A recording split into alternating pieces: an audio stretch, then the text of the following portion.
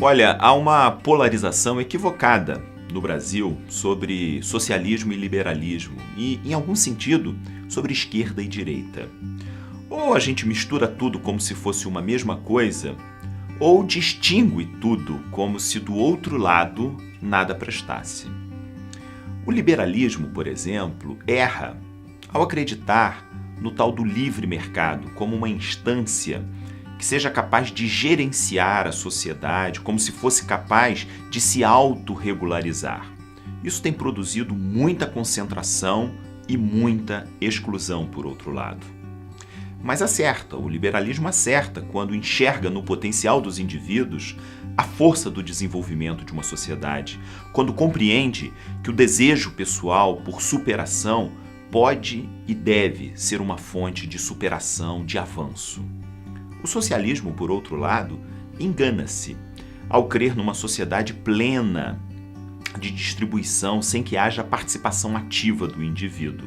Equivoca-se ao defender a tese de um Estado máximo que como um grande pai, deve gerar e gerir tudo. Mas o socialismo acerta ao se sensibilizar com a fraqueza humana, com as misérias humanas, ao compreender o lugar, a necessidade da solidariedade. O desafio que temos não se resume a uma via intermediária conciliatória, mas a uma profunda reconstrução, sob novas bases, com novas perspectivas.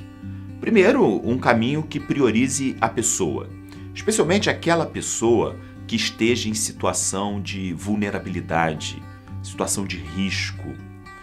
Em segundo lugar, um Estado que consiga se reformar, se renovar permanentemente, de modo que não perca sua vocação originária, que é garantir os direitos das pessoas, e por isso, óbvio, fiscalizar também os deveres. Em terceiro lugar, uma lógica econômica que parta do princípio da solidariedade, do trabalho como mecanismo de viabilização da vida, de redução das desigualdades. No fundo, política e economia devem se entender como meios, não como fins em si mesmas. Uma nova sociedade passa pela valorização do indivíduo, pela inspiração da cooperação, da solidariedade. Exige um Estado, ao mesmo tempo, sensível para os fracos e leve para os ágeis, que seja eficiente para o empreendedor e provedor para o necessitado, que não seja peso para o que arrisca, muito menos berço para aquele que se acomoda.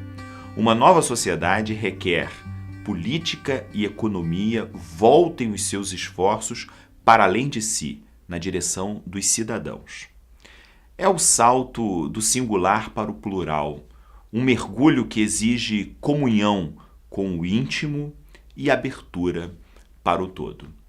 Eis aí talvez o grande desafio, um desafio de superação. Superação do que pensamos e superação do que podemos construir.